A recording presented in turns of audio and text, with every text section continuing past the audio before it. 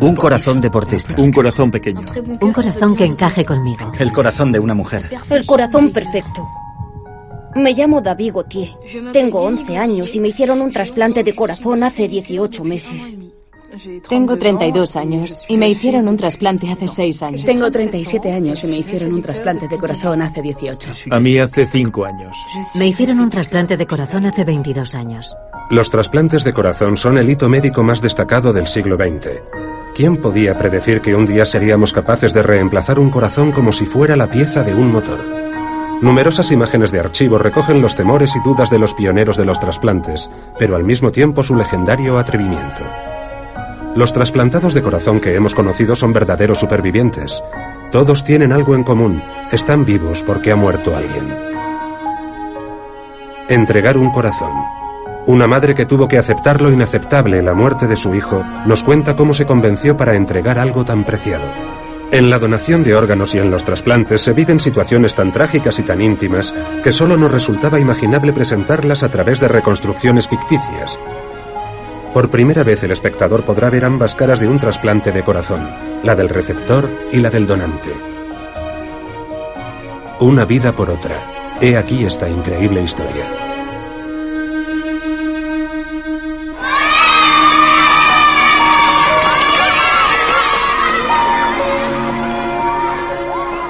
¡Theo!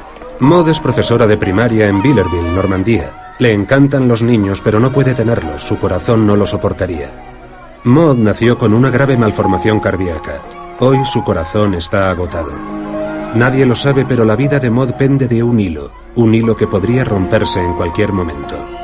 Ella aún no lo sabe, pero pronto necesitará un trasplante de corazón.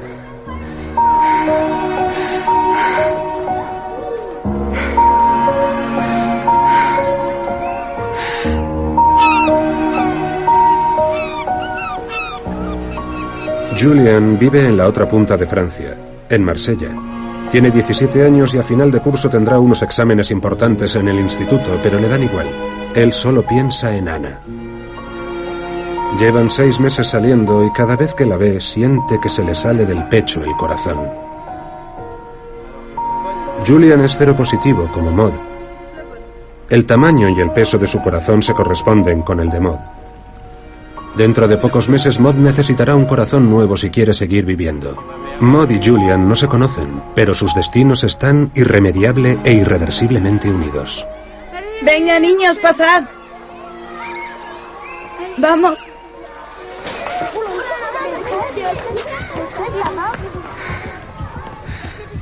¿Está usted bien, profe? Kentan, llama a la directora. Te dices que estás vivo porque alguien ha muerto. Así que el punto de partida es un sentimiento de culpa muy fuerte. Pienso en mi donante varias veces al día, todos los días.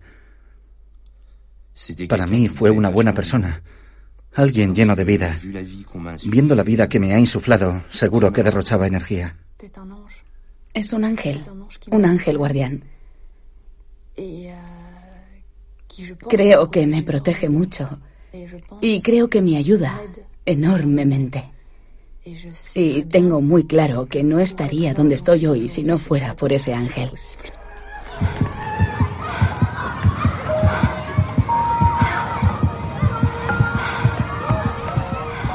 Oigo su corazón, profe.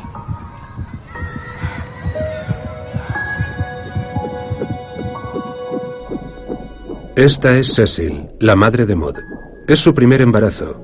Los resultados de los ultrasonidos de su 4º mes de embarazo son reveladores. Cecil y su marido se enteran de que su bebé llegará con una grave malformación cardíaca, llamada corazón univentricular. Los doctores les informan de que su bebé tiene un 50% de probabilidades de sobrevivir al parto. Pero a pesar de tener un corazón débil, Maud crece y va cumpliendo años. Es lo que se conoce como una niña azul. Los cardiólogos preparan a sus padres para lo peor. Maud podría morir en cualquier momento. Además, solo tiene un 50% de probabilidades de llegar a la edad adulta. A los 7 años, la salud de Maud se deteriora bruscamente. Sus médicos deciden realizar la intervención de Blalock-Taussig, que consiste en unir la arteria subclavia a la arteria pulmonar izquierda, con el fin de asegurar el flujo de sangre a los pulmones. Conforme entra en la adolescencia, a Maud le cuesta cada vez más respirar y tiene que someterse por segunda vez a una operación quirúrgica a corazón abierto. Los médicos explican entonces a sus padres que, llegado el día, tendrán que sopesar el hacerle un trasplante de corazón. Pero los padres de Maud son incapaces de afrontar esas terribles palabras, trasplante de corazón, y relegan la idea en sus cabezas. Nunca abordarán la cuestión con Maud. Simplemente no tuve suerte. Mi organismo no se desarrolló correctamente en el útero de mi madre. Los médicos dijeron que mis primeros 12 meses de vida eran cruciales. Advirtieron a mis padres de que me podría morir. Mi madre quería saber si yo podría hacer deporte cuando creciera. Cuando se lo preguntó al cardiólogo, este le dijo: dígame, ¿a qué edad cree que un niño debe empezar a practicar deporte? Mi madre le contestó: no lo sé, ¿a los 10 años más o menos? Y el cardiólogo le dijo textualmente: ¿y cree usted que a los 10 años el niño seguirá vivo? En cuanto nací, les dijeron a mis padres que yo era un bebé azul. No les dijeron nada más. Comentaron que no me podían operar y que no viviría más de 2 años. Mis padres tuvieron 4 hijos. Todos varones, una coincidencia. No sé por qué, pero me da igual. De los 4 niños, 3 cayeron enfermos y recibieron trasplantes de corazón. Uno murió. Murió a los 16 años. Era un niño brillante, pero por desgracia cayó enfermo. Le hicieron un trasplante de corazón y al principio todo parecía ir bien. Vivió lo mejor que pudo durante unos años y nosotros estábamos felices porque cada día de vida constituía todo un regalo. Pero entonces su salud empeoró. Lo pusieron en lista de espera para un segundo trasplante. Pero lamentablemente le llegó demasiado tarde. De hecho, nunca llegó. Cuando murió yo tenía 2 años y me habría gustado conocerlo.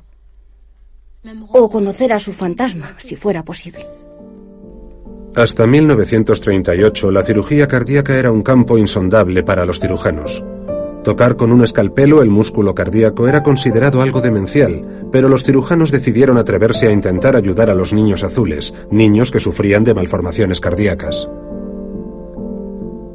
El 26 de agosto de 1938, en Boston, el cirujano Robert Gross operó a Lorraine, una niña de 7 años. La pequeña sobrevivió.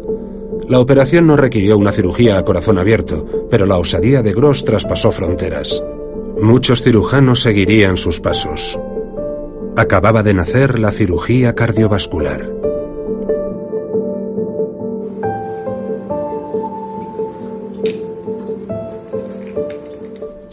Tengo un ligero tono azulado y por eso siempre uso barniz de uñas y lápiz de labios para que no se note.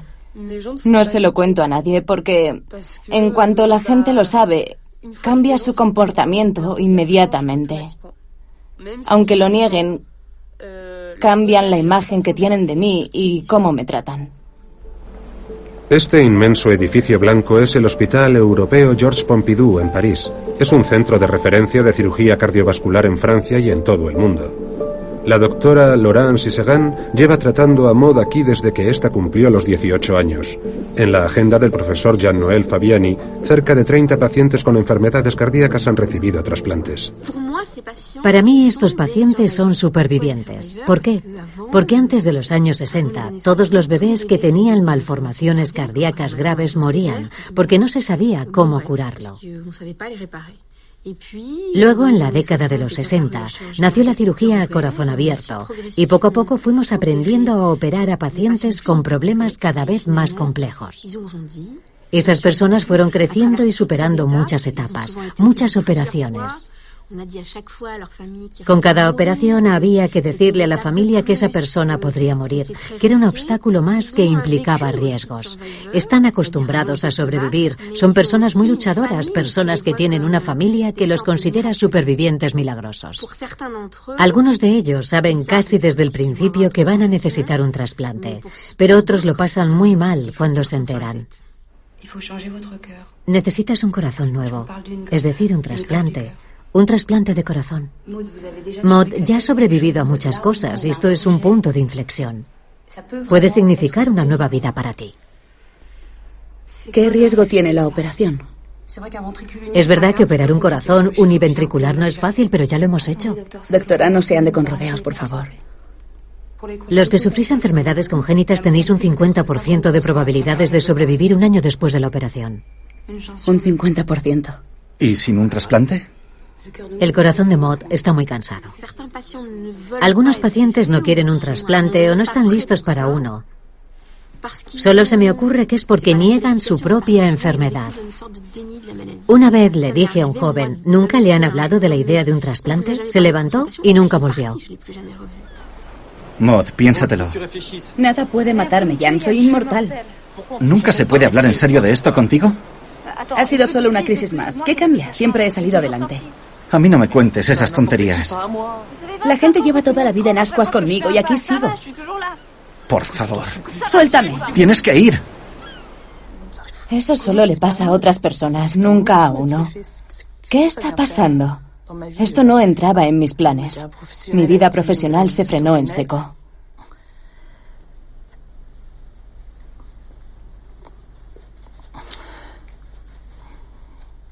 Cuando pasó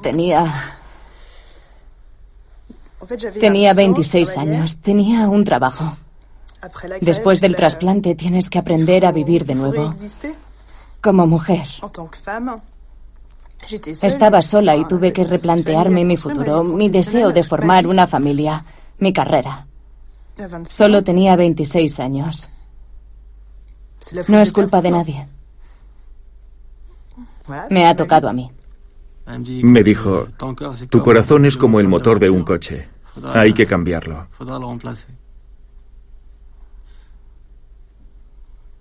Me sentí como si me pegaran un tiro en la cabeza. Me dijeron, Valérie, tienes una enfermedad. Necesitas un trasplante y rápido. Si no, se acabó. Se acabó. A los 19 años, vaya. Y no podrás tener niños. Fue algo tan bestia que me negué a aceptarlo.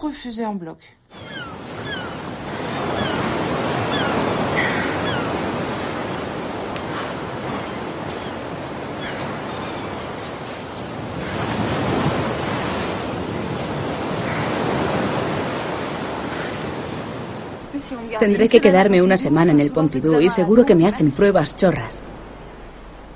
No pienso ir.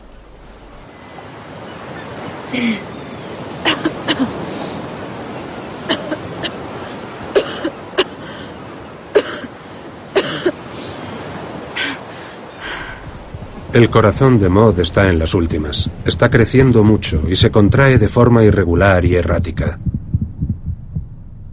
Jan está perfectamente sano y su corazón funciona con eficacia y normalidad. Un corazón humano late una media de 60 veces por minuto, lo que significa 2.000 millones de latidos a lo largo de la vida. Es un mecanismo increíble, capaz de bombear casi 5 litros de sangre por minuto a todo el cuerpo. Para sobrevivir, el cerebro, los pulmones, el hígado y los riñones necesitan oxígeno, glucosa y aminoácidos. Hablamos de las células sanguíneas, la hemoglobina, el carburante del cuerpo. He aquí una célula sanguínea sana, rica en oxígeno y con un color rojo vivo. Está empezando su viaje al ventrículo izquierdo del corazón. Un impulso potente la propulsa por 100.000 kilómetros de arterias y venas. En los capilares, los vasos sanguíneos más pequeños del cuerpo, la célula sanguínea sufre una transformación. Suelta su oxígeno y almacena sustancias de desecho, como dióxido de carbono, y entonces regresa al corazón. Entra en los pulmones y allí suelta el dióxido de carbono y se carga de oxígeno. Regresa luego al ventrículo izquierdo y empieza de nuevo su extraordinario viaje. Si el corazón deja de latir, no se bombea sangre a los órganos Y sin oxígeno, el cerebro, los riñones y el hígado morirán. Es necesario mantener la circulación sanguínea a cualquier precio a través del masaje cardíaco. El cerebro solo puede sobrevivir 3 minutos sin oxígeno. Si transcurren 5, los daños son irreversibles. ¿Te das cuenta? Alguien tiene que morir para que yo viva. Sí. Alguien con familia, hijos. Es horrible. Si me llegan a decir que de mi familia saldría una cantante de ópera, no me lo habría creído. Qué callado te lo tenías. Aún no soy cantante de ópera. Todavía voy al conservatorio, no hay nada seguro. No le hagas ni caso, es muy modesta. Gana premios, concursos. Julian, déjalo. Me alegro mucho de conocerte, Ana, mucho. Igualmente. Maxine acababa de cumplir los 19. Un amigo lo traía aquel día a casa en moto. El amigo vio el coche demasiado tarde. Chocó contra la parte de atrás del coche. Maxine salió despedido y fue a parar a 10 metros. No sabéis la última. La cardióloga me está buscando un corazón nuevo. Genial, ¿no? ¿Qué me estás contando? Mamá, por favor, ya te lo imaginabas. Y tú también. Los cardiólogos te lo habían adelantado y tú nunca me lo dijiste, ¿recuerdas? Lo hice para protegerte, cariño. Me haré un trasplante, mamá.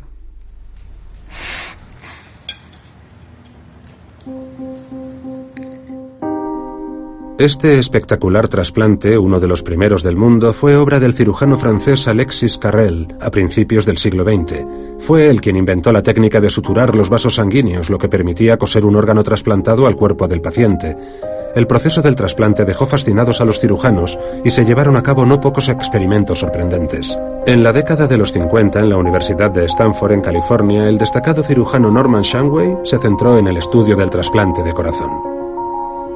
Practicó con perros durante más de 10 años ayudado por su equipo. Norman Shamway tuvo la brillante idea de desarrollar una técnica que solo requería 4 suturas: la aorta, la arteria pulmonar, la aurícula derecha y la aurícula izquierda. Empleando esta técnica solo se tarda 1 hora en coser el corazón. La técnica se sigue usando en la actualidad. Tras 5 años experimentando con perros, Shamway empezó a conseguir que vivieran cada vez más. A principios de 1967, Shamway estaba convencido de que era posible realizar un trasplante de corazón con un ser humano, pero se topó con un enorme obstáculo: ¿de dónde podría sacar un órgano? Surgió entonces el problema de la definición legal de la muerte. Para que un corazón sobreviva a un trasplante, este tiene que latir, pero en los Estados Unidos de 1967, la muerte era definida como cese del latido del corazón. Extraer un corazón que late de un cuerpo era un delito. Los trasplantes de corazón parecían haber llegado a un punto muerto. Shamway era un hombre profundamente religioso y se veía incapaz de romper ese tabú. El joven Christian Barnard trabajaba como cirujano en Sudáfrica. En el verano de 1967, Christian Barnard pasó varios meses en los Estados Unidos para familiarizarse con las técnicas del trasplante de riñón. Barnard participó en los experimentos de trasplante de corazón realizados con perros. Los resultados fueron reveladores. Los trasplantes de corazón suponían un reto mucho mayor que los de riñón. Así pues, se marcó el reto de convertirse en el primer cirujano en realizar un trasplante de corazón, y de vuelta a Ciudad del Cabo se puso manos a la obra.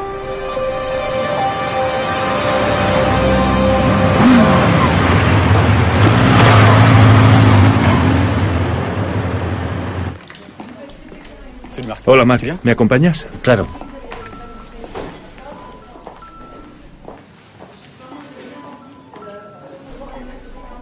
¿Y habrán hecho un trasplante? Ni idea, pero tiene buena cara. Sí, me alegro por él. ¿Estás bien? A punto de explotar. Desde 1984 he participado en cerca de 400 trasplantes de corazón. Y hay cierta magia en sacar un corazón de un tórax, dejar en su lugar un hueco, coger otro corazón que ha estado en agua helada, coserlo ahí, reactivarlo, calentarlo y ver cómo se pone en marcha. Siempre me ha parecido algo mágico, todavía hoy. No te puede dejar indiferente por muy acostumbrado que estés. Noviembre de 1967. Louis Waskansky, un tendero sudafricano de 54 años, ya había sufrido varios ataques de corazón y no esperaba vivir más que unas semanas más. Barnard sugirió realizar con Louis el primer trasplante de corazón del mundo. El 2 de diciembre de 1967, Denise Darvall, una joven de 34 años, fue atropellada por un coche cuando cruzaba la calle en Ciudad del Cabo. Su corazón era compatible con el de Waskansky. El doctor Barnard acudió inmediatamente al hospital. Se confirmó que Denise Darvall había tenido una muerte cerebral, pero que su corazón seguía latiendo. Barnard obtuvo la autorización del padre de la joven. Instalaron entonces a Louis Waskansky y a Denise Darvall en salas operatorias adyacentes. La operación empezó a la 1:25 de la mañana del 3 de diciembre y duró 4 horas y 45 minutos. Se colocó el corazón de Denise Darvall en el tórax ya vacío de Louis Waskansky.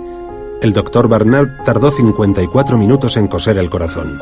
Con un ligero shock eléctrico, el corazón empezó a latir enérgicamente. Funcionaba.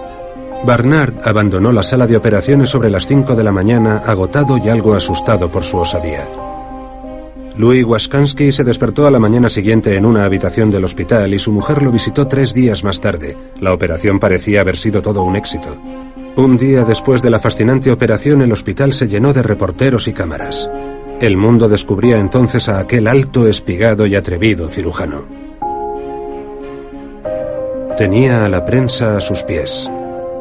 En cuestión de pocos días, Christian Barnard se había convertido en un héroe del siglo XX, un profeta, una superestrella, un adalid de una nueva era de la medicina. Para mucha gente, trasplantar un corazón es rozar la inmortalidad. ¿Dónde encontrarán ese corazón? La inscribiremos en una lista, la lista de cristal. La base de datos está gestionada por la Agencia de la Biomedicina, lo cual asegura el anonimato. Tendrá usted un número de cristal. Y en cuanto aparezca un donante, se le abre un informe en la base de cristal. ¿Y luego qué? La Agencia de la Biomedicina asigna los corazones que están disponibles en los distintos hospitales de Francia. La agencia propondrá al Hospital Georges Pompidou un corazón. Y Romain y yo revisaremos nuestra lista de pacientes para analizar con quién es más compatible. Los pacientes, sus maridos o sus mujeres, nos preguntan cosas como ¿me va a seguir queriendo igual? O yo soy un hombre, si me ponen el corazón de una mujer, ¿qué va a pasar? Les tranquilizamos. Les decimos que su forma de vida no cambiará radicalmente y tampoco sus afectos. Algunos incluso se plantean qué pasará si reciben el corazón de un musulmán, porque ellos son cristianos, o el de un cristiano cuando ellos son musulmanes o judíos. Les explico que el corazón es un músculo, un motor, y que los sentimientos, el alma, todo eso está en el cerebro, no en el corazón. Les presento a Lisiane Belou. Buenos días. Es la coordinadora de enfermeras y el vínculo entre ustedes y el hospital. Pregúntenme todas las dudas que tengan, hasta las más tontas. ¿Mueren muchos pacientes durante un trasplante? Puede pasar. No es habitual, pero puede pasar. Creo que la franqueza y la sinceridad entre el médico y el paciente son la base de la confianza y de la medicina. Es mi forma de verlo. Creo que es posible suavizar una noticia terrible si uno le dice al paciente que puede contar con su ayuda, que estará a su lado, que no afrontará solo ese problema. Entonces, la gente lo asimila. ¿Y cuándo saldría? Eso depende. Si va todo bien, le podrían dar el alta en 3 semanas. Si no va todo bien, fallará todo. Los riñones, el hígado. Y después de estos momentos, cuando el paciente ya se ha repuesto, cuando está bien de salud, cuando está hemodinámicamente estable, cuando el cerebro se ha recuperado y no ha resultado dañado, puede que nos suene muy modesta, pero entonces me congratulo por el trabajo del equipo. Es una pequeña victoria contra el malnacido ese de la guadaña. ¿Sabe a qué me refiero?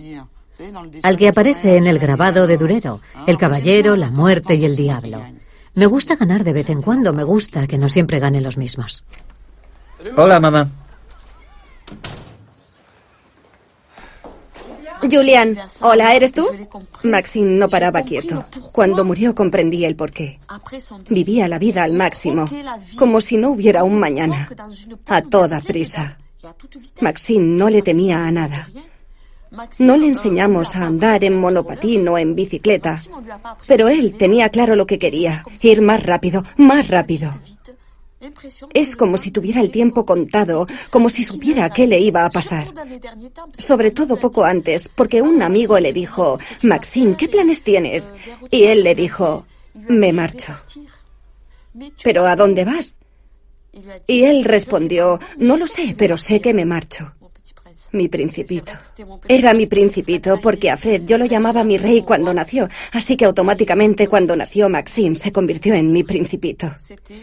Tengo un rey y un príncipe, tengo 2 apoyos, uno a cada lado, para apoyarme en ellos. Pero ahora me falta uno. Y me siento inestable. Camino coja. Maud, Estoy aquí. he comprado el árbol de Navidad. Oh, genial. ¿Cuándo vas a parar de angustiarte leyendo esas cosas? En los foros se dicen muchas tonterías. Podrían ser pacientes falsos de trasplantes. Y que uno haya engordado no significa que te vaya a pasar lo mismo. Eso es por la cortisona que te infla, es normal. Sí, el otro día había una chica muy guapa en el hospital. ¿Ahora te van las pacientes trasplantadas? Claro. Mira. Qué locura. Christian Barnard se labró un gran nombre. Gracias a su osadía rompió un tabú y derribó fronteras. Sacó de un cuerpo sin vida un corazón que aún latía. Hizo que el mundo entero se replanteara la definición de la muerte. Por desgracia, Louis Waskansky falleció 18 días después de la operación. Pero Barnard no se desanimó y se lanzó de lleno a una nueva aventura. El 2 de enero de 1968, Philip Bleiber, dentista de 58 años, fue el segundo hombre en ponerse en manos de Christian Barnard para someterse a un trasplante de corazón. En cuanto se corrió la voz, periodistas de todo el mundo se arremolinaron en el hospital. El donante era un hombre de color de 24 años, Clive Haupt, que había fallecido de una hemorragia cerebral mientras jugaba al fútbol en la playa. El funeral de Clive Haupt congregó de nuevo a la prensa. Barnard asistió al funeral del joven y permaneció cerca de su madre. Clive Haupt se convirtió en un héroe. En la Sudáfrica de la década de los 60, en la que aún se respiraba el apartheid, aquella operación se convirtió en todo un símbolo, el corazón de un negro en el pecho de un blanco. 2 meses después de la operación, Philip Bleiberg abandonó el hospital en plenitud de facultades. El hospital fue invadido por los medios, que habían hecho una crónica diaria de la salud de Bleiberg. Que se le pueda cambiar el corazón a alguien es mágico. Para reemplazar el corazón de un niño o de un adulto hay que conectar el cuerpo a una máquina durante 1 hora y luego colocar un corazón nuevo. Mi enhorabuena al primer médico que lo hizo porque creo que fue muy valiente. Me parece extraordinario. En 1968 muchos cirujanos se animaron a seguir los pasos de Barnard. Un cirujano francés, Christian Cabrol, llevó a cabo el primer trasplante de corazón en París. Fue el primero realizado en Europa. Cabrol había conocido a Shamway y a Barnard 10 años antes en la Universidad de Minneapolis. El 27 de abril de 1968 operó a Clovis Roblen, un hombre de 66 años aquejado de graves problemas de salud.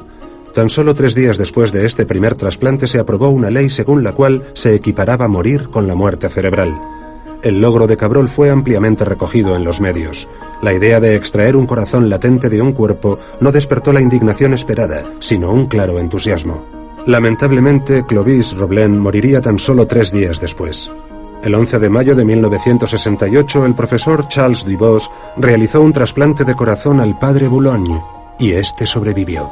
Fue el primer trasplante realizado con éxito en Europa. El sacerdote no tardó en alcanzar la popularidad y en una misa televisada se le oyó decir: «Señor, danos un nuevo corazón». Emmanuel Vitria recibió un trasplante el 28 de noviembre de 1968 en Marsella y vivió 18 años y medio tras la operación, todo un récord. Entonces aún no existía la ley del anonimato, así que Emmanuel pudo conocer a los padres del joven que le había dado su corazón. La madre del joven solía visitar a Emmanuel para colocar la cabeza en el pecho de este y escuchar los latidos de su hijo. Tras la primera operación realizada por Barnard, se desató en el mundo una fiebre de trasplantes, desde Houston a Londres y desde Bombay a Japón.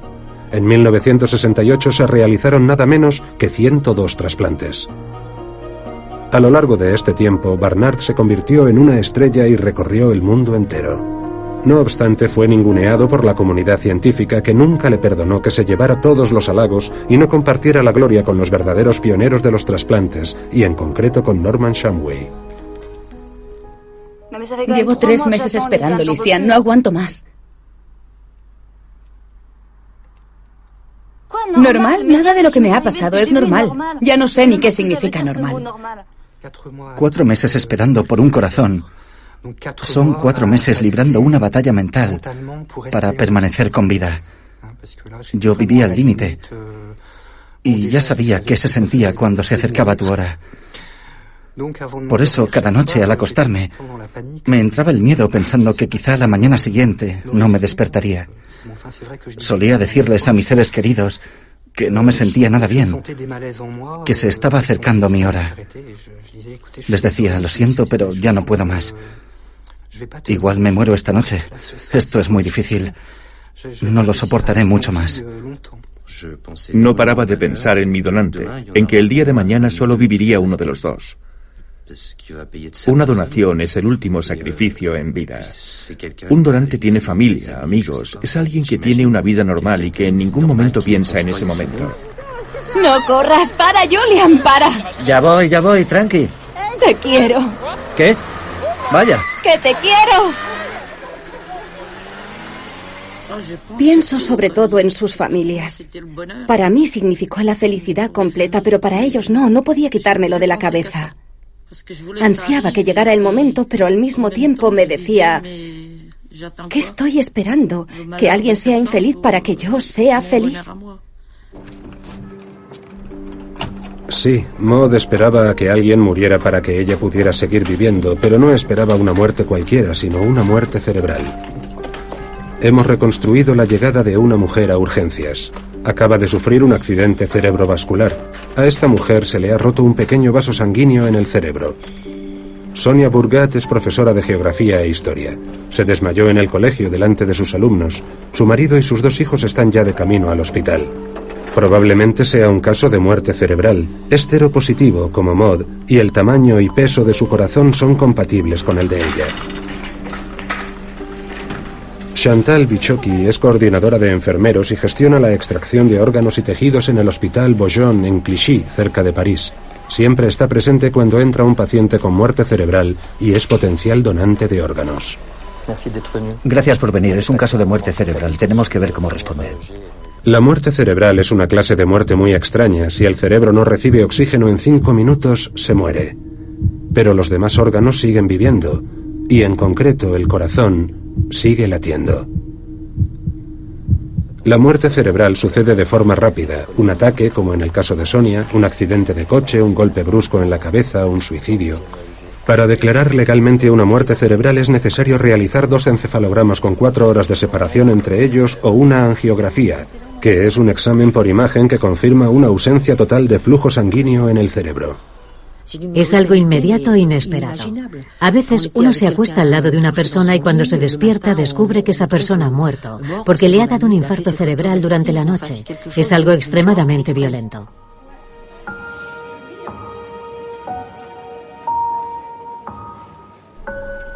En Francia se parte de la base de que todo el mundo es donante de órganos y sin embargo poca gente lo sabe. Esto significa que una vez que se ha confirmado la muerte, los médicos tienen derecho a extraer del cuerpo los órganos, a menos que la persona haya indicado específicamente lo contrario. Es lo que dicta la ley.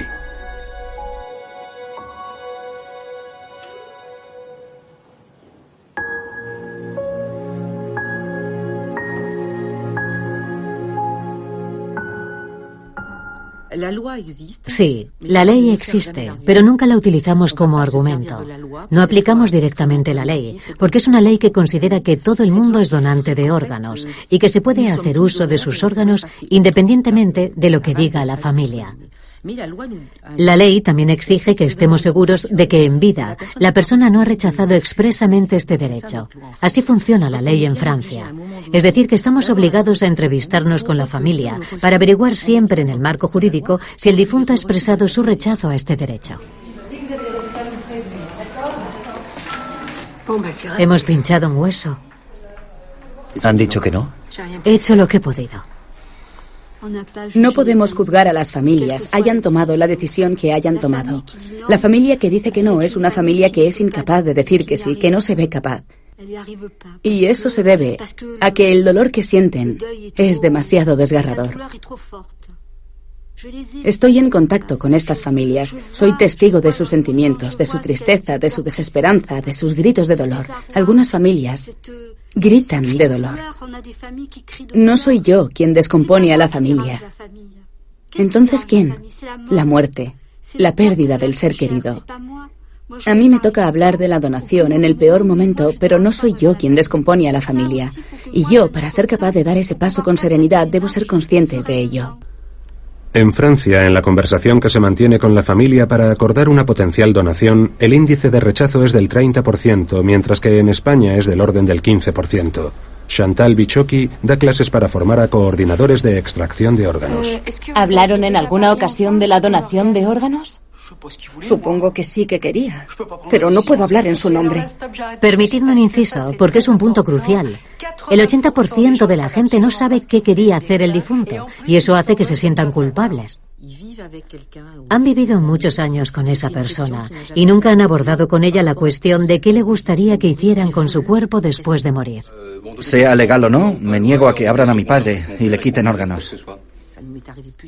Me ha pasado varias veces tener que hablar con una familia que no estaba en contra de la donación, pero que les costaba imaginarse que abriéramos el cuerpo de su ser querido, con quien solían vivir, para extraer algo de él.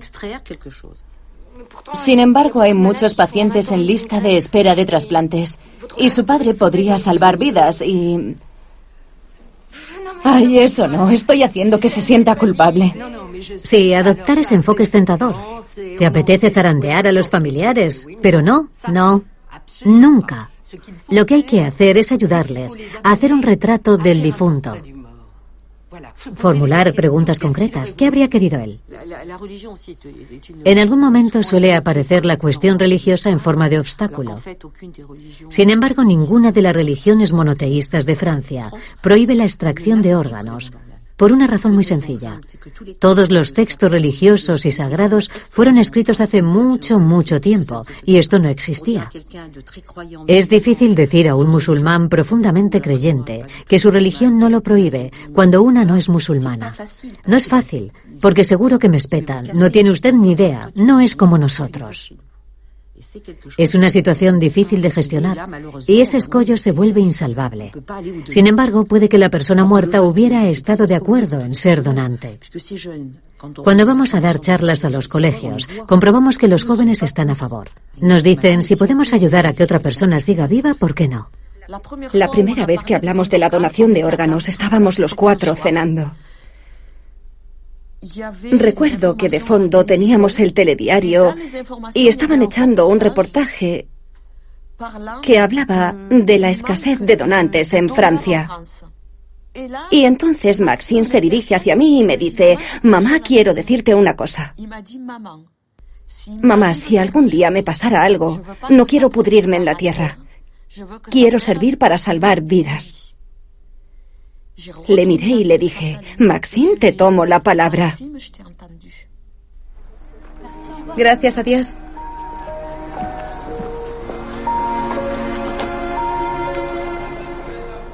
Buenos días, señor. Buenos días. ¿Cómo estás, Chloe?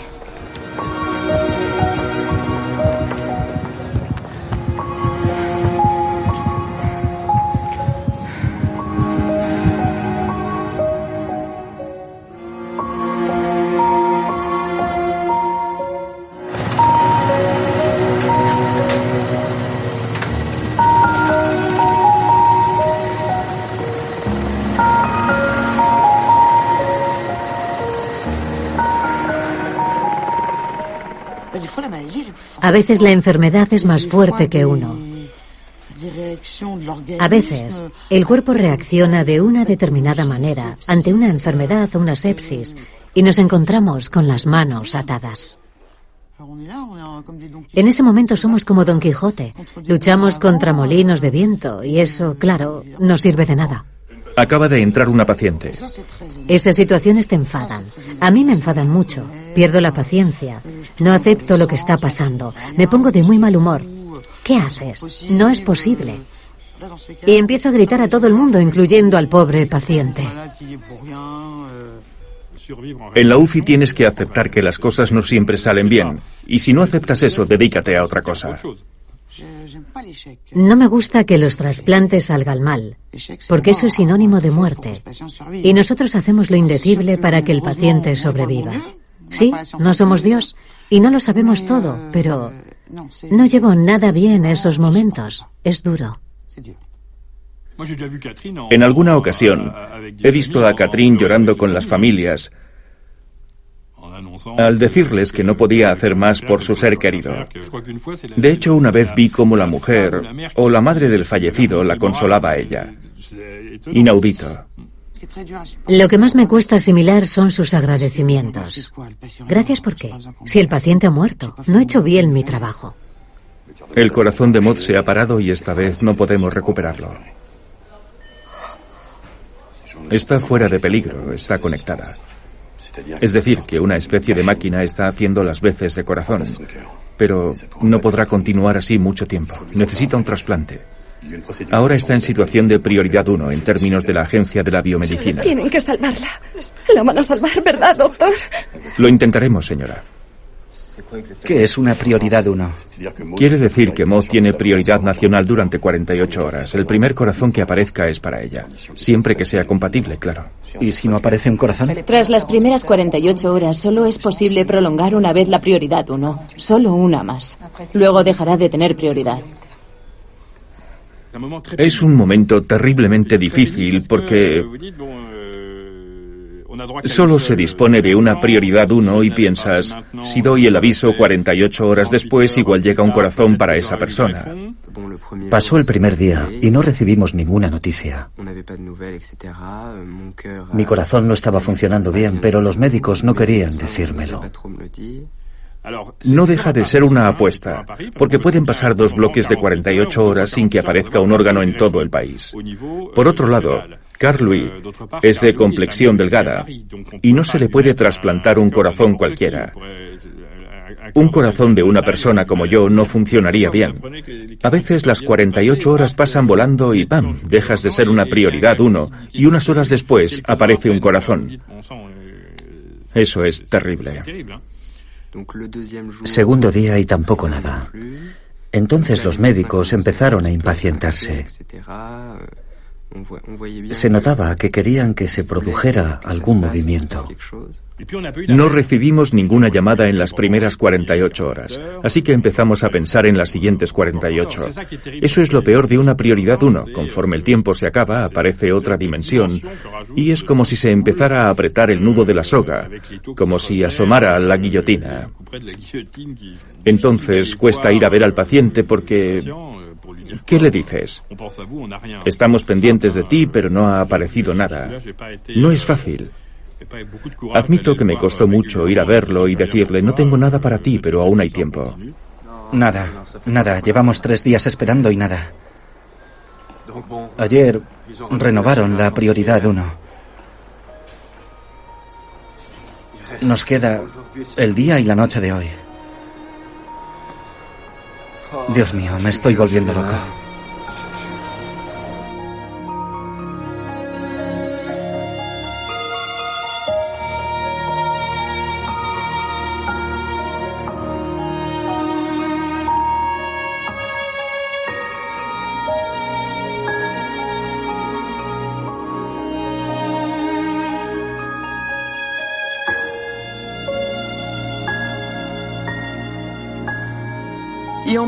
Me dijeron, su hijo ha tenido un accidente. Tiene que ir usted al hospital, al Grange Blanche, en Lyon. y me desmayé allí mismo, en la puerta, apoyándome en la pared.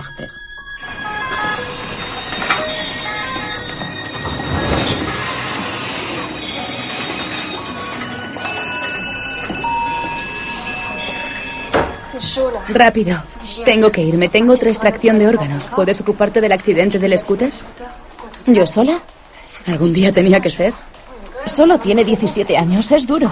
Oye, no estoy escurriendo el bulto. Es que tengo que irme. No hay nadie más. Habla con el reanimador, ¿vale?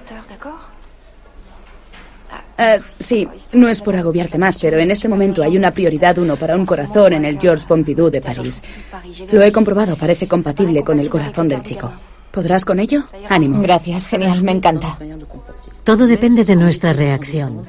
Aunque intentas no pensarlo, te repites que hay una chica que está esperando un trasplante. No puedes decir, si dices que no, si no lo das por válido, esa chica va a morir. Pero cabe esa posibilidad y siempre deseamos que digan que sí. Actuamos con buena voluntad, con sinceridad, y así las cosas salen bien. Incluso aunque no lo plasmemos en palabras, la familia siente que los tenemos presentes y está más receptiva.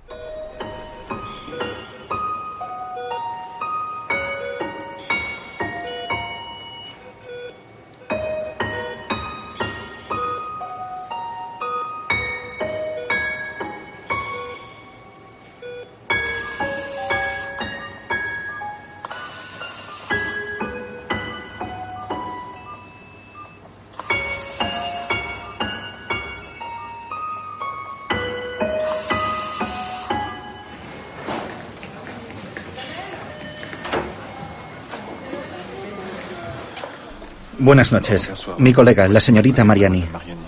Buenas noches. Buenas noches. ¿Nos siguen, por favor?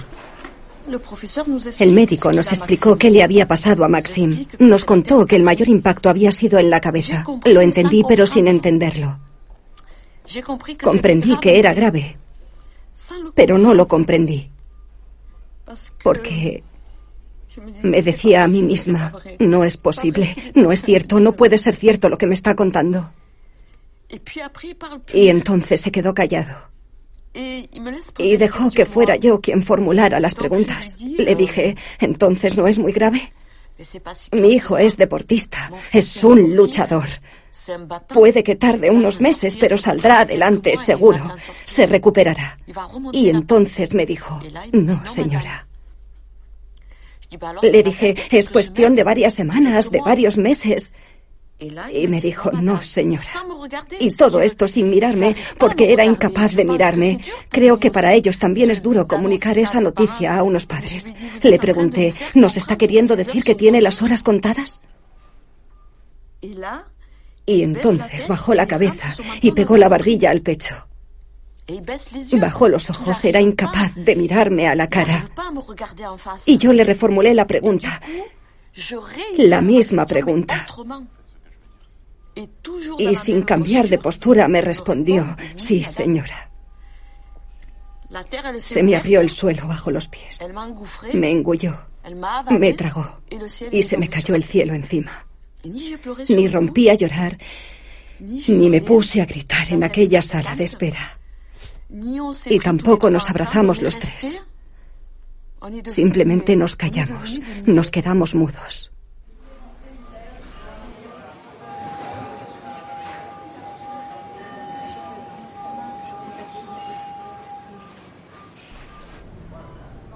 La muerte cerebral es una muerte muy especial. Es una muerte que permite una cosa, la donación de órganos. Podrían sopesar la posibilidad de donar sus órganos. ¿Hablaron con Julián de este tema en alguna ocasión? ¿Hablar de qué? ¿Hablaron en alguna ocasión con Julián de la donación de órganos? Acabo de perder a mi hijo. ¿Cree que puedo responder a su pregunta? Suelo terminar llorando con las familias. No puedo evitarlo. Sé que no es muy profesional, pero es humano. Y a veces una no se controla. Llorar me parece algo normal, así que tampoco me lo echo en cara. Algunos hablarán de manipulación, pero es cierto que algunas familias terminan sensibilizándose al ver nuestra reacción. Saben que somos profesionales, pero en el fondo también somos personas. Somos padres, madres, esposas. Representamos eso. ¿Tiene usted hijos? No. Entonces no puede entenderlo. No quiero que nadie toque a mi hijo. Quiero que lo dejen en paz. Solo quiero que deje de sufrir. Los primeros 5 años como coordinadora me resultaron muy duros. Tuve que analizarme a fondo porque tenía mi propia concepción de la muerte y del dolor. Me involucraba demasiado. Me dejaba llevar por mis sentimientos y por el trauma que vivían las familias. Me di cuenta de que tenía que aceptar mi propia muerte.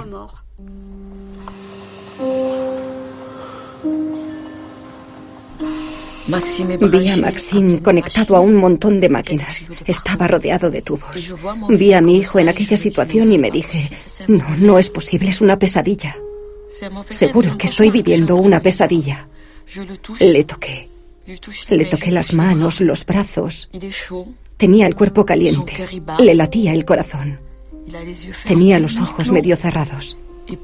Vi cómo el pecho se le hinchaba y deshinchaba una y otra vez. Estaba al pie de la cama, frente a él. Le miré. Y lo primero que dije fue, Dios mío, sácalo de esta cama. Deja que viva y llévame a mí. Llévame a mí. Yo estoy lista para irme. Llévame a mí, no te lo lleves a él. Tiene toda la vida por delante. Te lo ruego. Todos asociamos la muerte con la ausencia de latidos del corazón y con un cuerpo frío. Es lo que hemos asimilado a lo largo de millones de años, y a los familiares les cuesta asimilar la muerte cerebral, porque desde fuera esa persona no parece muerta. El cuerpo no se corresponde con nuestra idea de la muerte. Lo que se ve es un cuerpo de color carne, un cuerpo que respira, porque al lado hay un respirador que insufla oxígeno a los pulmones, que oxigena la sangre que entra en el corazón, y el corazón va a seguir latiendo. En ningún momento se engaña a la familia. En la UCI ven el respirador en acción y preguntan por qué su familiar está más muerto que el paciente de la habitación de al lado, que está conectado a una máquina muy parecida. Acérquese. Puede poner la mano en su pecho y comprobará que ya no respira.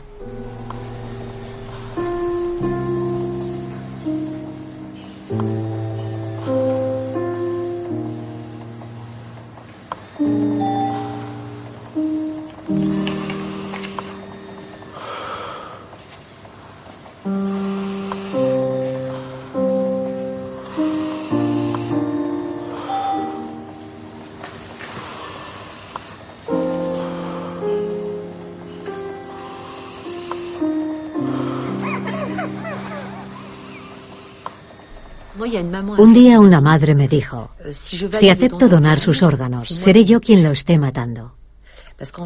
Ella creía que el hecho de donar sus órganos significaba que ella misma era quien marcaba el momento en que su hijo dejaba de vivir. El momento de la muerte de su hijo.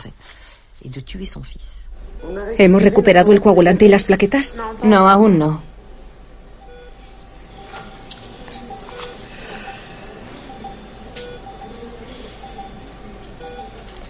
Mierda, ha dejado de hacer pis.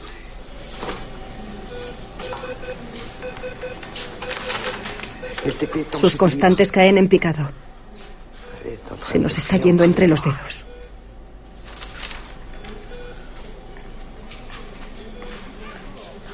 ¿Querías verla? ¿Puedo? Sí. ¿Alguna llamada? Ninguna.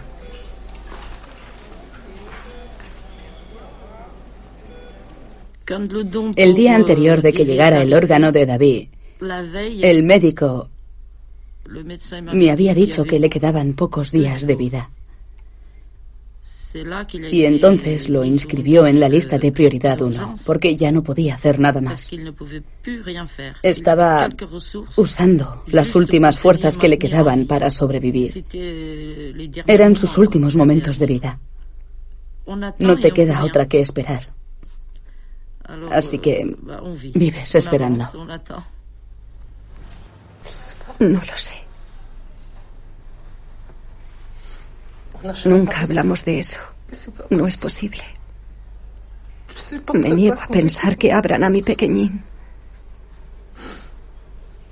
Que lo dejen en paz. Solo quiero explicarles el procedimiento.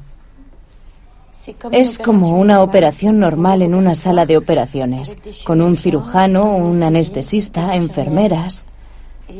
Al finalizar se cose el cuerpo y la cicatriz es casi imperceptible. ¿Y qué órgano le quieren retirar? En su caso podríamos extraer el corazón, ambos pulmones, ambos riñones, que irían a 2 enfermos distintos. También el hígado, que se puede dividir en 2 para salvar a 2 pacientes si son niños. Cuando estás con personas que sufren, te tienes que sentar, porque si te quedas de pie, se sentirán aún más presionados. Aunque llegues a primera hora de la mañana, no puedes llegar fresca, duchada y maquillada, porque tienes que atender a personas que llevan 2 días envueltas en sudor. Así que resulta casi indecente. De los ojos también podemos extraer las córneas. Y cada córnea va a un paciente distinto, así que podría devolver la vista a 2 pacientes. ¿Le quitan los ojos? Es horrible. No, los ojos no, solo las córneas. Es una fina película transparente en la parte frontal del ojo y se la reemplazamos por una lentilla para que se mantenga la forma redondeada. No notarán la diferencia, sus ojos parecerán intactos. Mire, déjelo ya, señorita. Ya ha oído a mi esposa. No quiere, y yo tampoco.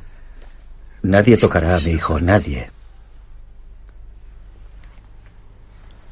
Solamente me gustaría saber si Julián era una persona generosa, comprometida. ¿Qué quiere que le diga? No le he visto crecer. Nos distanciamos. El año pasado le regalé un scooter.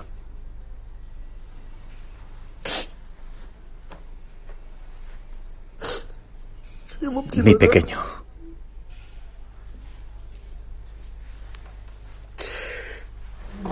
Déjame en paz.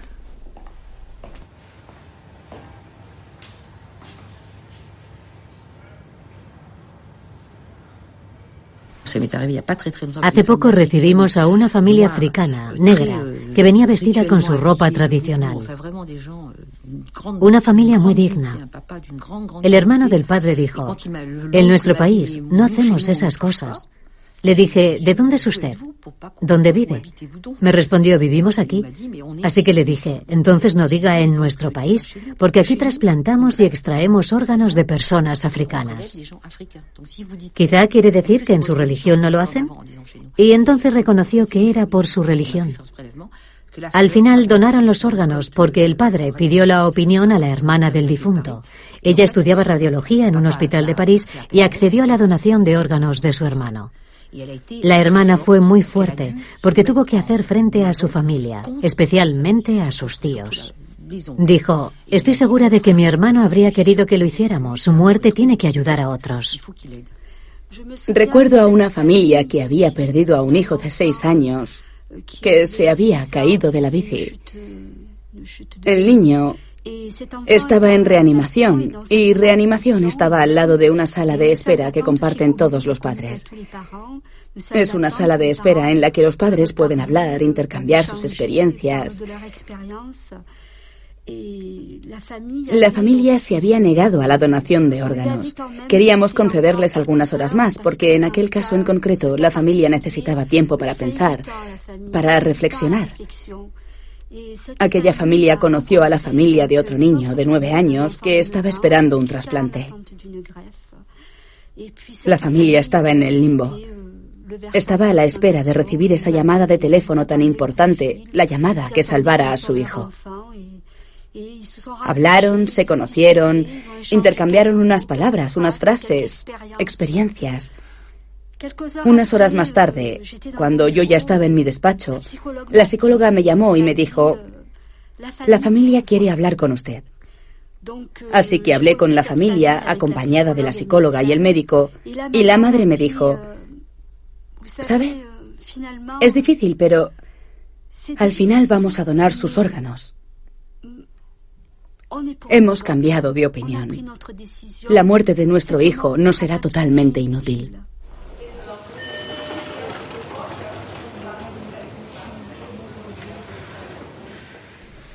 Verán, sé que no soy de la familia, pero me gustaría decir que creo que le habría gustado ser donante, salvar vidas. Me había hablado de donar sangre y además soñaba con marcharse a Brasil a hacer voluntariado.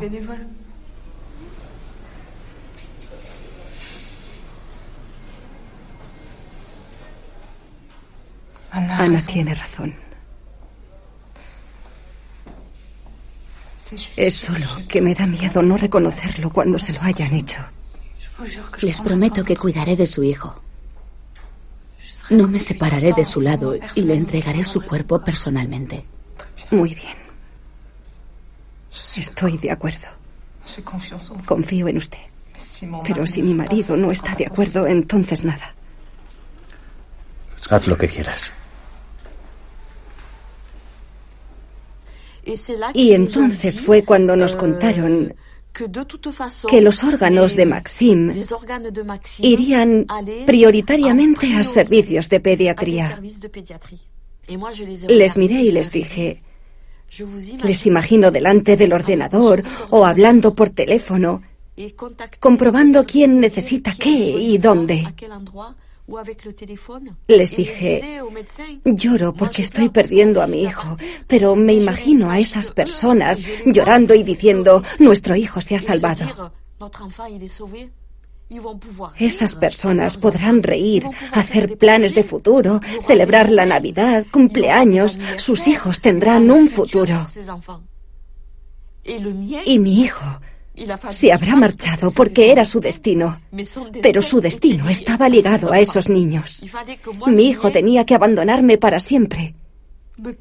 Y a cambio les insuflaba a ellos una bocanada de vida. Quizá esos niños están destinados a hacer cosas importantes en este mundo.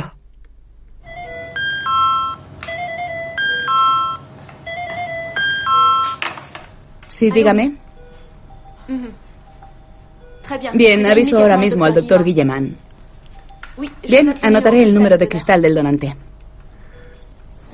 Era tan grande que le quedaba pequeño cualquier corazón, así que tuvimos que ponerle al lado del suyo el de una mujer pequeña. ¿Un hombre con 2 corazones? Sí, sí.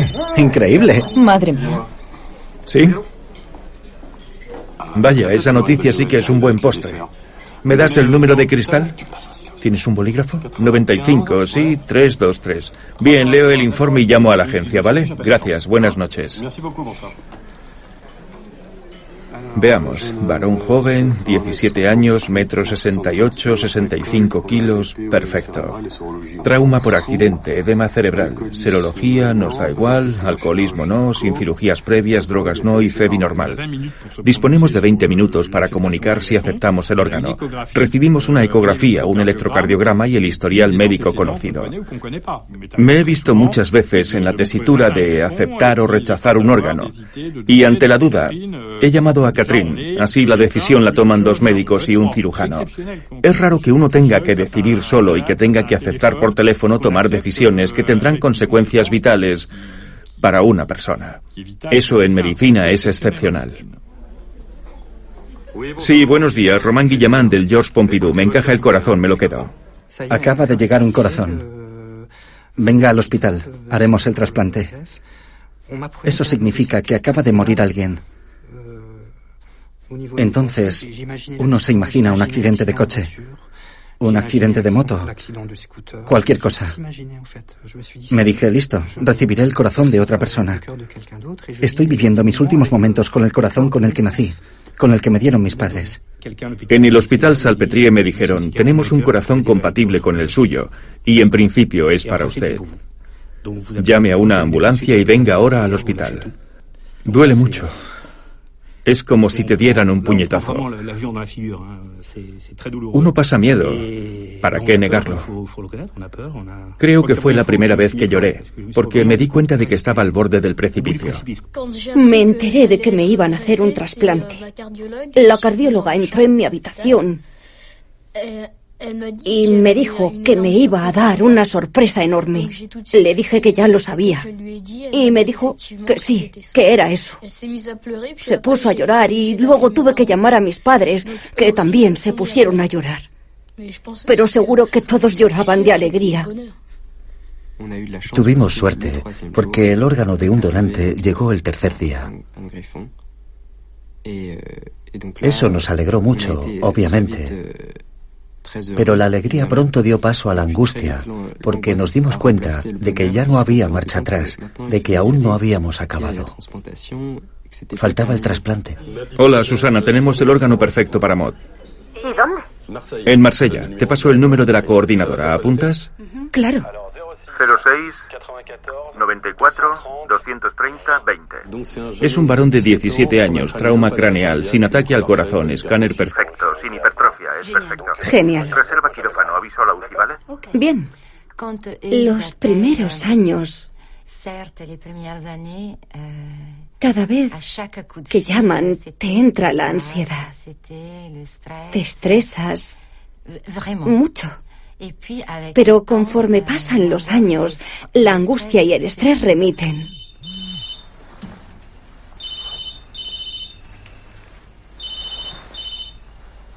Diga.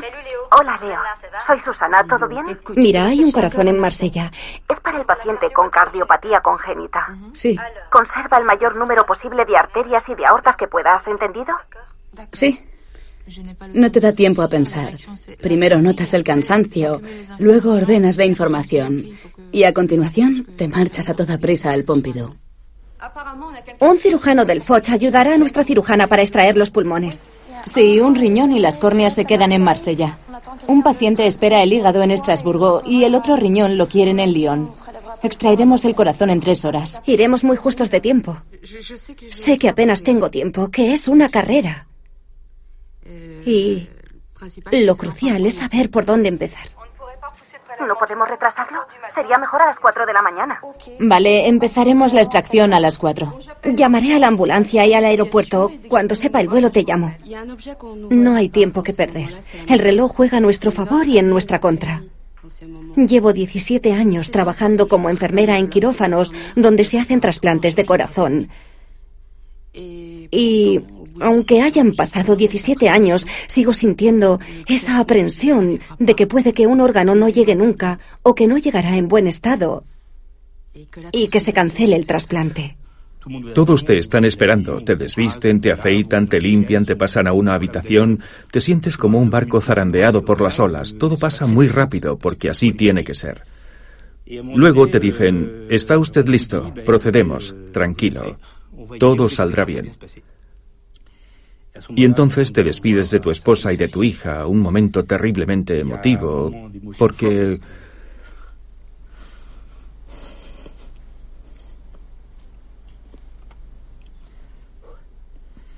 ¿Porque regresará el paciente?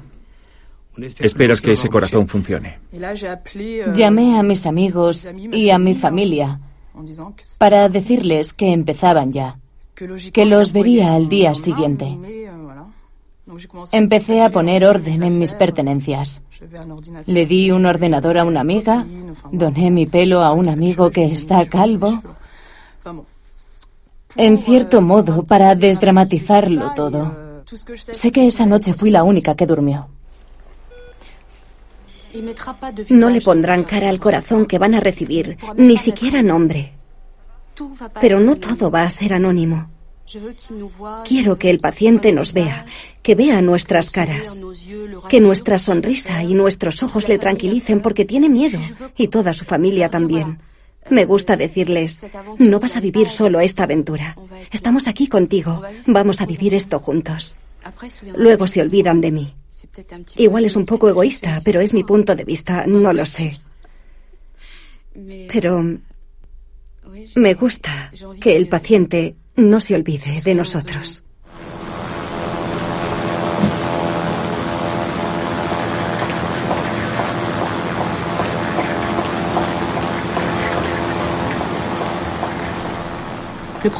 El problema es aterrizar. En invierno, en las regiones del este y del norte de Francia, suele haber heladas, nieva, hay niebla.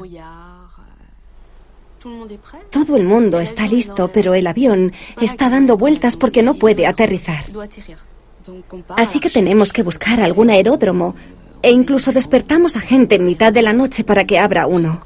No sabemos por qué, pero es mencionar la palabra trasplante y es como si fuera una palabra mágica.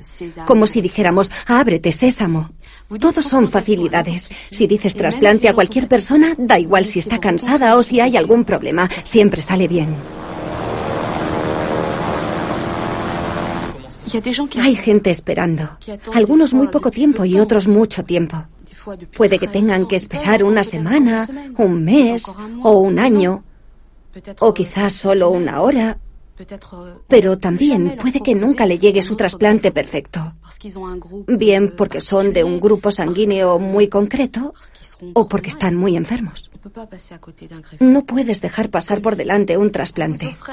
Es como si te ofrecen un diamante y tú dices, no, ya cojo el siguiente. Es su segunda oportunidad de vivir y puede que no tengan una tercera. Buenos días. Buenos días. Rafael Mariani, coordinadora. Soy Leonora del Pompidou. Vengo por el corazón. Bien. Buenos días. Aquí está el informe. La familia siente un gran vacío mientras el paciente está en quirófano. Permanecerá allí entre 8 y 10 horas. Y durante ese tiempo la familia es ajena a lo que sucede. Les pedimos que confíen en nosotros. Y ellos insisten en que lo tratemos bien, que no le hagamos más daño. Llegamos a sentirnos muy cercanos a ellos. Somos el único vínculo que tienen con el cuerpo de la persona a la que han querido. Somos muy conscientes de ello y a mí es algo que me resulta muy emotivo. Quiero que todo salga bien, porque se lo he prometido. ¿Has leído su caso? Ya la han operado 2 veces, así que la disección no será fácil. Cuando llegue Leo, todo tiene que estar listo. La resistencia pulmonar es algo elevada, así que el pinzamiento tiene que ser lo más rápido posible. El corazón es perfecto, lo extraemos. Empezamos entonces. Bernard, ¿procedo a la incisión? Proceda. Incisión. La atmósfera en la sala de operaciones, las noches de guardia o de espera de una llamada es de una solidaridad extrema. El sentimiento de equipo se fortalece por la noche. Hora del clampaje 4 y 12.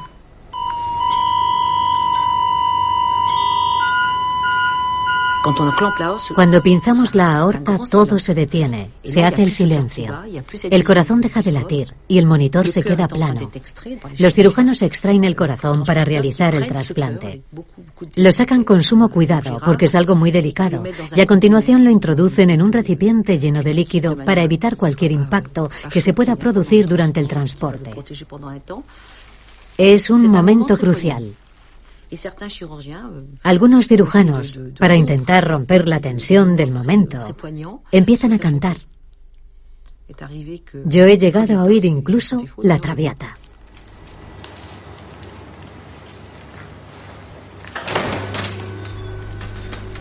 Empieza entonces una carrera contrarreloj. El equipo dispone de 4 horas antes de que la falta de sangre bombeada al corazón provoque daños irreversibles.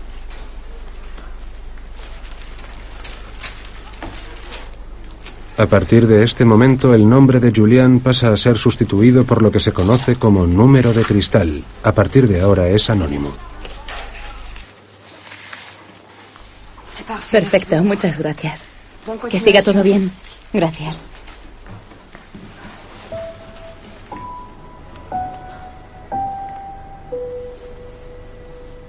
Gracias, Julián.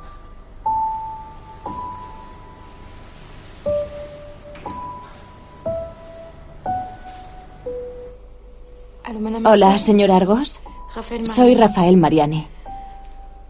Aquí estoy como le había prometido. Hemos terminado. Siempre se esperan que les vamos a comunicar otra cosa. Y lamentablemente cuando les decimos hemos finalizado la extracción, Notas que la familia se queda decepcionada. Supongo que las familias nos piden que les llamemos una vez terminada la extracción, para tener la total certeza de que se ha terminado todo.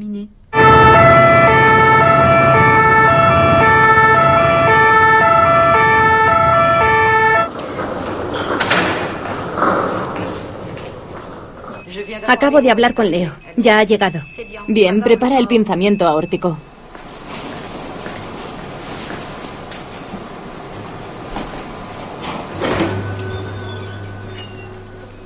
Hola, ¿todo bien? Sí, ¿y tú? Un viaje tranquilo, ¿no? Ahora nos vemos. Chao. Cuando llega el órgano es como el descubrimiento del tesoro. Sin duda. Y después de la operación, absolutamente todos, sin excepción, comprobamos quién ha sido el donante. Obviamente, no sabemos ni el nombre ni el apellido. Necesitamos saberlo, y no solo por mera curiosidad, sino más bien por una cuestión de respeto. Sí, de respeto. ¿Todo bien por Marsella, Leo? Sí, es un corazón magnífico. Ahora lo ves. Clampaje. Tijeras. Nicolás, aspira bien.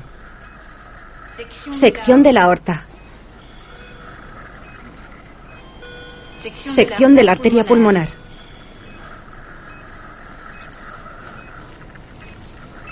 Sección de las venas pulmonares.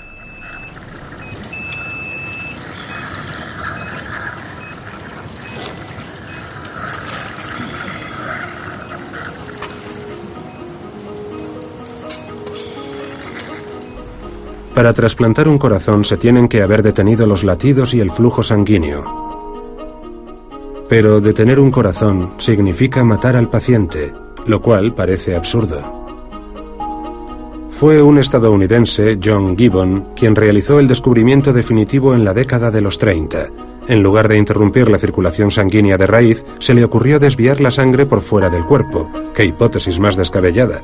Inventó una máquina que sustituyera al corazón y a los pulmones, que oxigenara la sangre y volviera a ponerla en circulación en el cuerpo del paciente. En 1953, tras 20 años de investigación, se materializó el milagro. El bypass cardiopulmonar, uno de los inventos más brillantes de la medicina, salvaría millones de vidas año tras año. Baja la bolsa del todo para que lo pueda sacar fácilmente.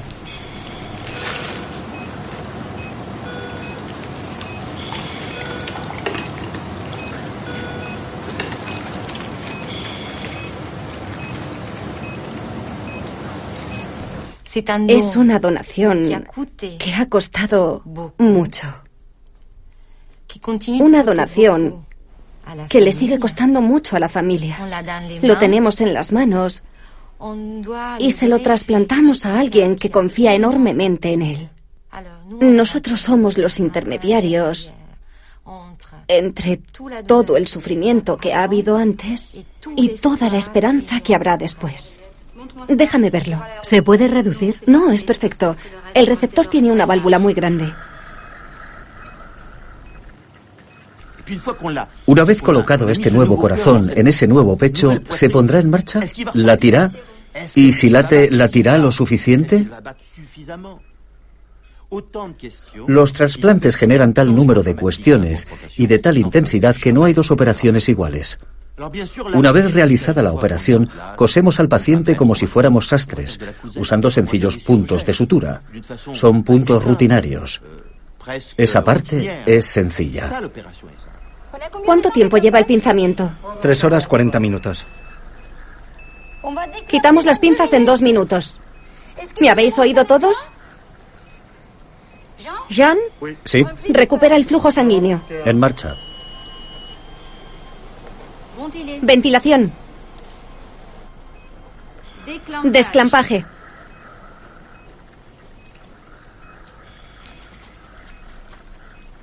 Para relativizar la operación, yo suelo decir que somos meros fontaneros. Trabajamos con tuberías, con válvulas y con presión. Sí, vale, somos unos fontaneros algo sofisticados, pero fontaneros en el fondo. Al final de la operación, una vez terminada la sutura, llega un momento crucial. La reapertura del clampaje de la aorta. De esta forma, se permite que el flujo sanguíneo entre de nuevo en el corazón. Ese es el momento que espera todo el equipo. Una vez irrigado de nuevo, el corazón empieza a latir. Ese momento es mágico. Siempre. Jean, 20 minutos de asistencia. A veces los latidos se hacen esperar. Tardan. Es decir, que hemos procedido al desclampaje. Pensamos que todo ha ido bien, pero aún no hay latidos. A veces hasta le hablamos al órgano. El primer latido es como venir al mundo. En ese momento alentamos al corazón a seguir. ¡Qué bien va! ¡Fantástico! Y de repente ves esa pequeña contracción, ese latido. Parece algo natural, como si tuviera identidad propia. Entonces piensas que un corazón es algo extraordinario. Así que cuando tiene problemas, cuando tiene que hacer frente a una hipertensión pulmonar y tiene que esforzarse por seguir latiendo, yo soy la primera en animarlo. Vamos, tú puedes. Espera, que te doy algún medicamento para ayudarte. O haré lo posible para que descanses un poco. Sí, lo trato como si fuera una persona. Me gusta ese corazón, por eso le echo una mano. Ese corazón antes latía en el cuerpo de otra persona, y el que lata ahora en mí me parece algo increíble. Esa persona ya no vive.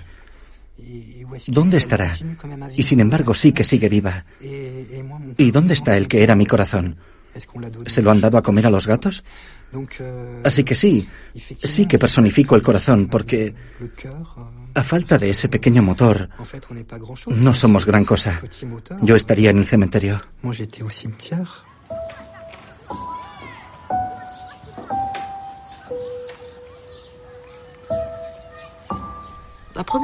Lo primero que hice, cuando entré en la habitación de Maxime, fue recoger del montón de la ropa sucia un par de camisetas y me las puse por encima. Creo que hasta me puse una y que la otra me la puse como si fuera un pañuelo porque tenía su olor. Simplemente porque olían a él. Llegó el día en que lavamos su ropa y la planchamos. Y a la hora de plancharla me dije, no le puedo hacer eso a Maxime. Dejaré unas cuantas sin planchar. ¿Me oyes, Maxime? Dejaré unas cuantas sin planchar, porque tú siempre me decías, no te preocupes, mamá, no las planches. Déjalas así, me las pondré así. Es como se lleva. Así que como se llevan así, no las plancharé, Maxime. Y simplemente las doblé sobre la tabla de planchar, no las planché. Dije, ¿me has oído? ¿Has visto lo que he hecho? No las he planchado como hacía antes.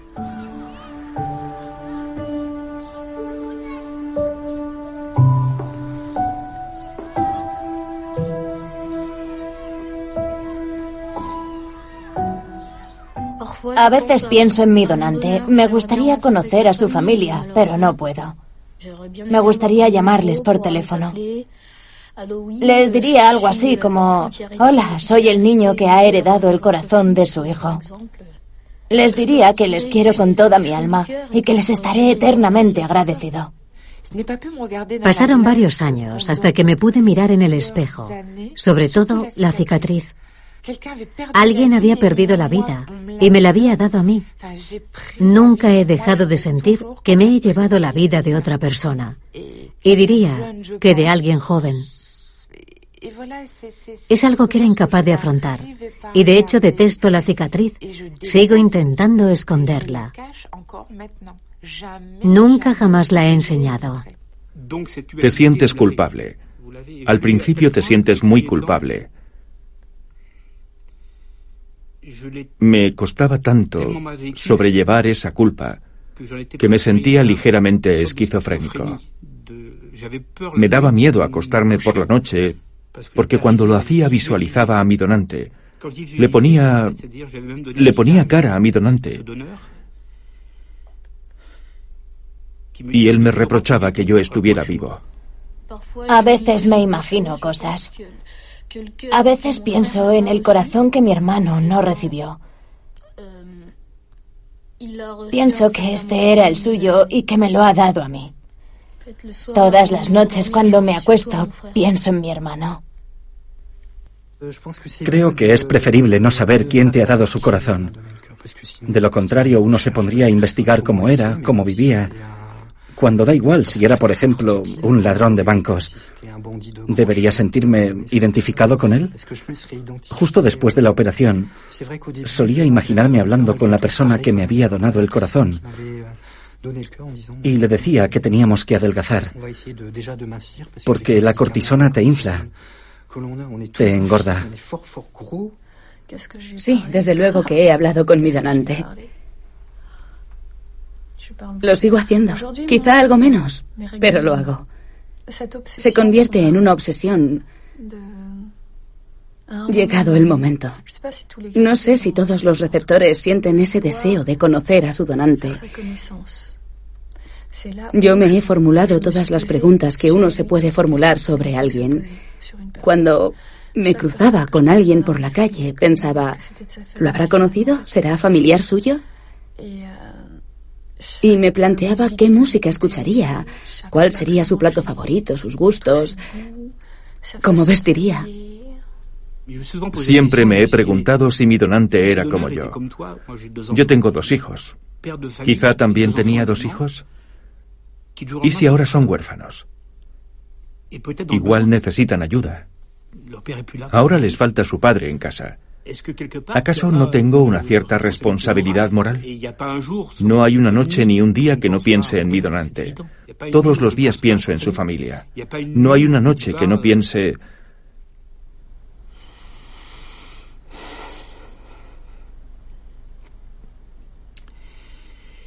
que quizá hay 2 niños que han perdido a su padre y que yo no estoy haciendo nada por ellos. No soy responsable, pero soy... Hay que vivirlo.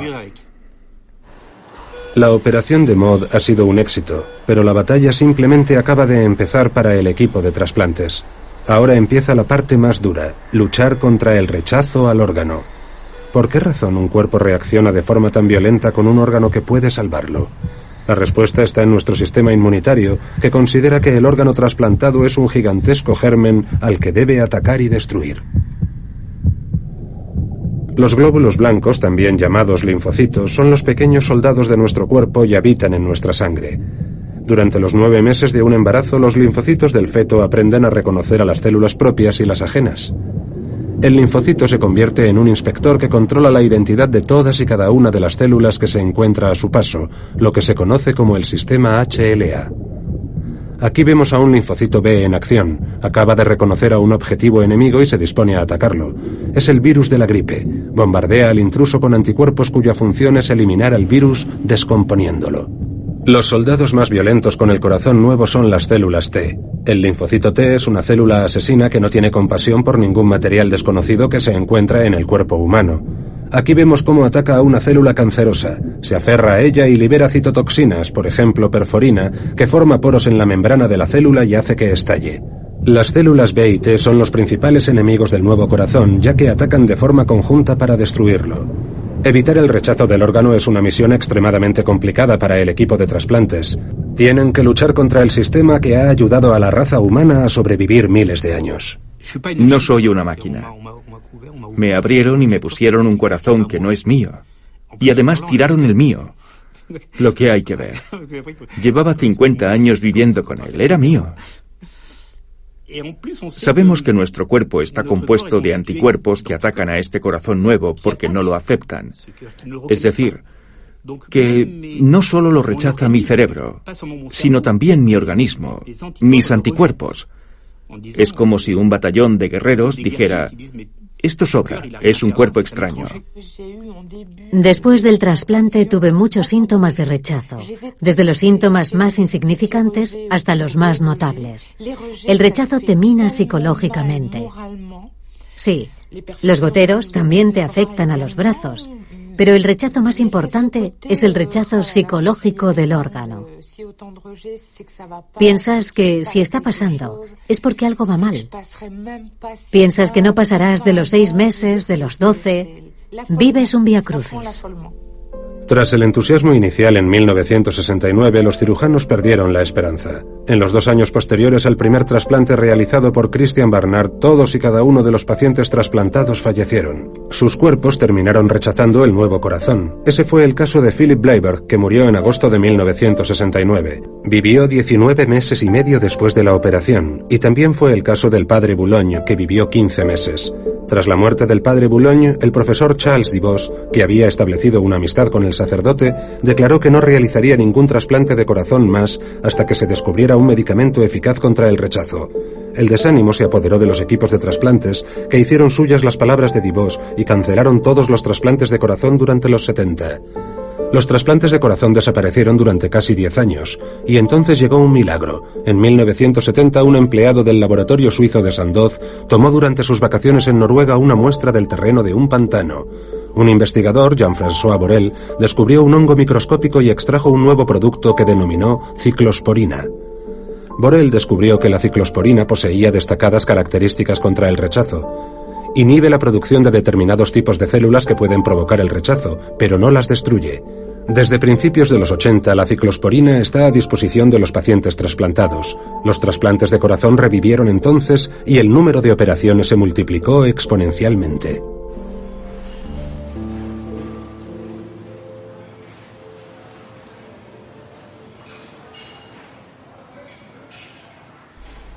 Hola, mi amor. ¿Cómo te sientes? ¿Dónde estoy? En el hospital. ¿No te acuerdas? Tienes un corazón nuevo desde hace 5 días. Todo va bien. ¿Por qué tengo esta voz? Es por el tubo que has tenido en la garganta. Eso pasará. Es normal que te sientas algo oída. Es por los medicamentos. Solemos adoptar una actitud maternal con los pacientes trasplantados. No sé si es lo mejor, la actitud más aconsejable, pero a mí es la reacción que me sale. Les llamo la atención igual que una madre se la llama a su hijo cuando se porta mal. Lo cierto es que no guardamos mucho las distancias. En agosto de 1986... conocí a Catherine Amran y Román Guillemán. Tanto si llegabas a las 7 de la mañana como si te marchabas a las 11 de la noche, ellos seguían ahí. Ya dudabas de a quién habías visto o si llevaban ahí todo el día, cosa que a veces pasaba. Se pasaban allí todo el día, sábados y domingos incluidos, y Navidad también. A lo mejor vivían en el hospital. ¿Qué es eso? Cosas mías. Buenos días, pareja. Buenos días. Buenos días. Hemos venido a despedirnos. No esperarás librarte tan fácilmente de nosotros, porque nos vemos ya la semana que viene. ¿Tan pronto?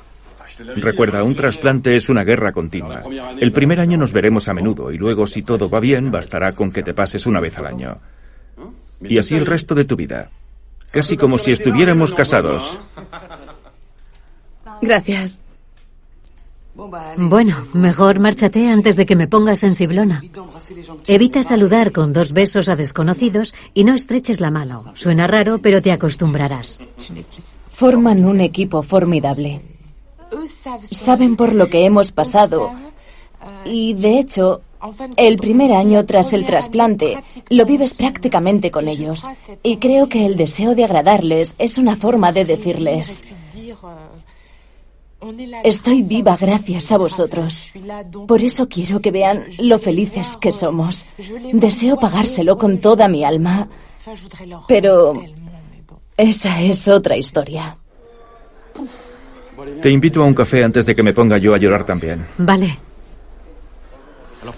Cuando hablamos de trasplantes de corazón, la imagen que se nos viene a la cabeza es la de un cirujano superhéroe que lleva a cabo el trasplante casi furtivamente, consiguiendo un corazón en mitad de la noche, trasplantándolo. Pero en esta aventura, el cirujano no es más que un eslabón más de una compleja cadena, una ínfima parte de todo el proceso. Participa un sinfín de actores. Detrás de un paciente trasplantado está prácticamente el hospital al completo. Por favor. Jan. Perdone. No, Jan, espera. Buenos días. ¿Está libre? Jan. ¿Podría? ¿Sí? Jan, vamos caminando. No, ¿qué va? Mejor cogemos un taxi. Perdone, no, vamos andando. Disculpe. ¿Estás segura? Que sí. Disculpe, ¿segura del todo? Del todo. Antes de mi trasplante tenía un puesto importante en un banco.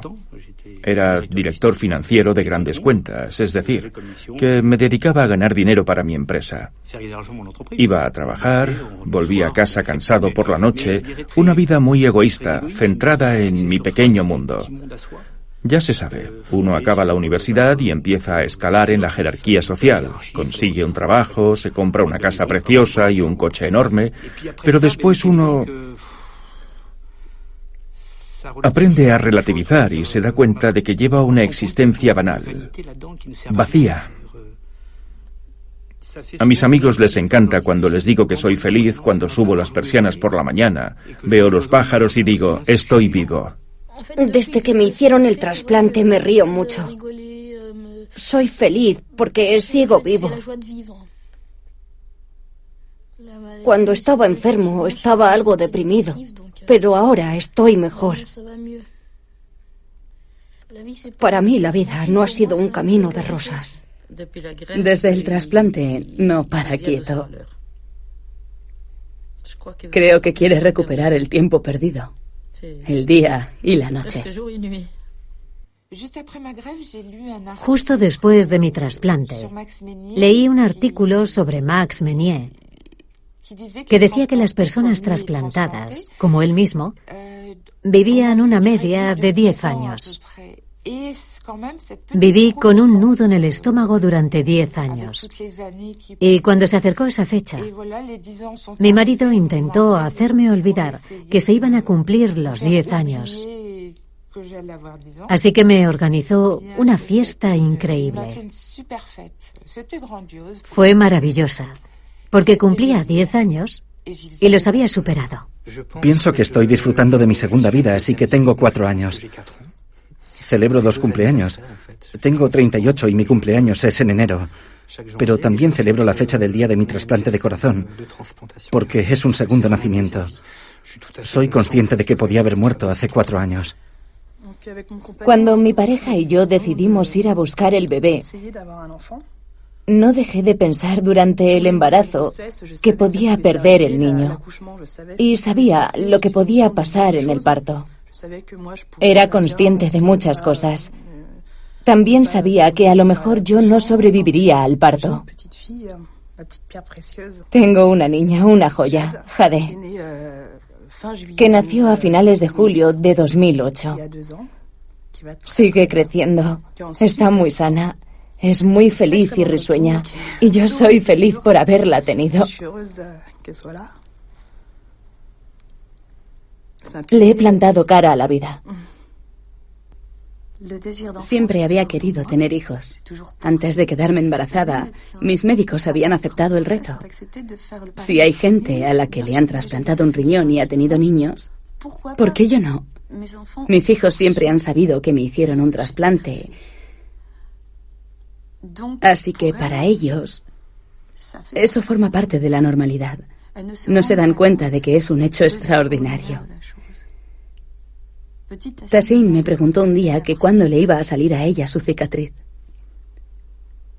Mamá, ¿cuándo me va a aparecer a mí? Igual esto sorprenderá a más de uno, pero el trasplante me ha hecho una persona más feliz, y eso es fantástico. No solo me ha salvado, sino que me ha hecho más feliz. Qué bonita es la vida.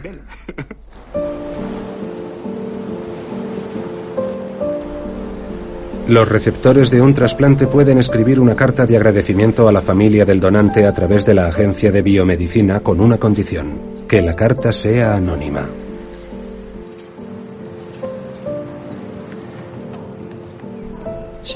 Esta carta va dirigida a todos aquellos que conocieron y quisieron a la persona que me ha dado este corazón. Estoy bien y estoy cuidando con mimo este maravilloso regalo. Pienso en vosotros y en vuestro dolor. Me gustaría daros las gracias por haber permitido esta donación. Haré lo indecible por ser digna de él.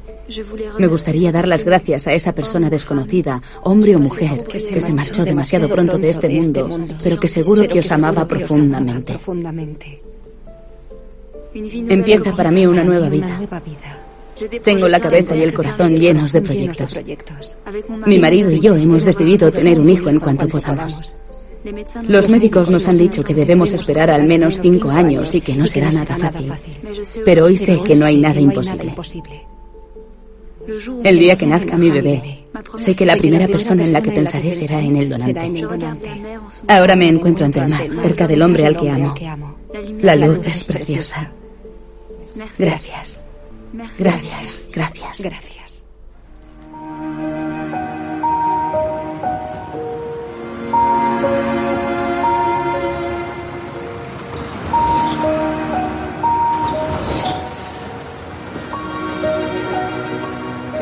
Buenas noches, Grandullón. Que descanses. Y tira esos cigarrillos. Mañana.